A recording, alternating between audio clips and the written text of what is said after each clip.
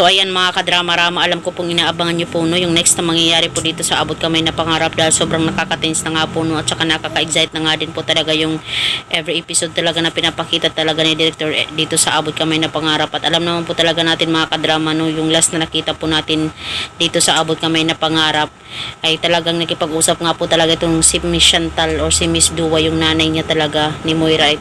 Nakipag-usap dito kay Moira na ito na yung panahon para magbalik ka dito sa Apex. 'Di ba? Para daw sa pagbabago. 'Di ba?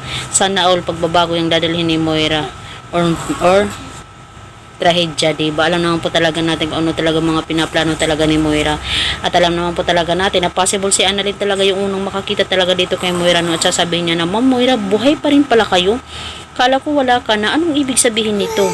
Syempre, sino ba naman ang hindi talaga hindi magtataka o hindi talaga magugulat sa mga pangyayaring ito mga kadrama no, dahil alam naman po talaga natin na matagal na talagang patay talaga itong si Moira dito sa mga tanyag. Tapos bigla na lang talaga nila makikita itong si Moira. Ano yun? Reincarnation? Yung mga ganun ba? Kaya sigurado talaga na hindi lang si Annalyn talaga yung mawiwindang talaga pag nakita talaga itong si Moira, dahil lahat po talaga sila, lahat ng mga tanyag, dahil yun naman talaga ang plano talaga ni Moira ay ang pagiganti talaga sa mga tanyag. At lalong lalo na yung magiging masaya po talaga dito ay itong si Zoe.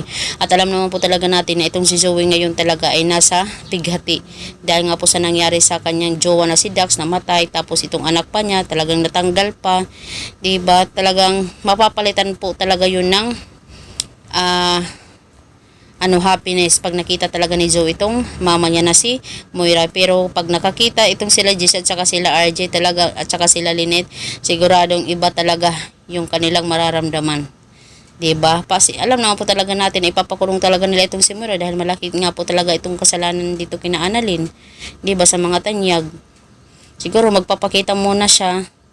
And after that, magtatago na naman. Diba? Kasi hinahanap kasi siya ng otoridad dahil nga po sa kanyang kasalanan nung time na nandun sa yate sila Annalyn nung nag-celebrate si Annalyn ng kanyang birthday. Dahil sa mga kagagawan talaga ni Moira sa kanyang mga planong hindi talaga maganda.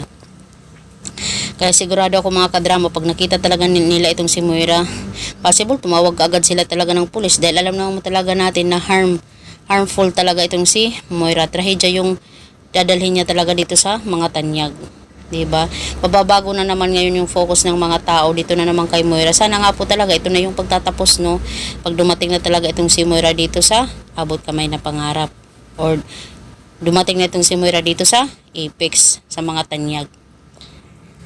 Kaya itong si Moira sasabihin niya na, "Ano Annalyn, na-miss mo ba ako?" Ay, sana all na-miss. Mamimiss siya sa kanyang doon sa kulungan dahil kulungan talaga ang bagsak talaga ni Moira pagdating talaga ng panahon na yun dahil alam naman po talaga natin na magpapakita na siya dahil nga po sa yun talaga ang gusto ni Miss Chantal, para din talaga maging happy na din talaga itong si Zoe, hindi na siya maging bitter, diba? So yun lang po mga kadrama, abang-abang na lang po tayo sa next na mangyayari po dito sa Abot Kamay. And don't forget to please like, share, and subscribe my channel para sa nasusunod na video i-update ko po kayo.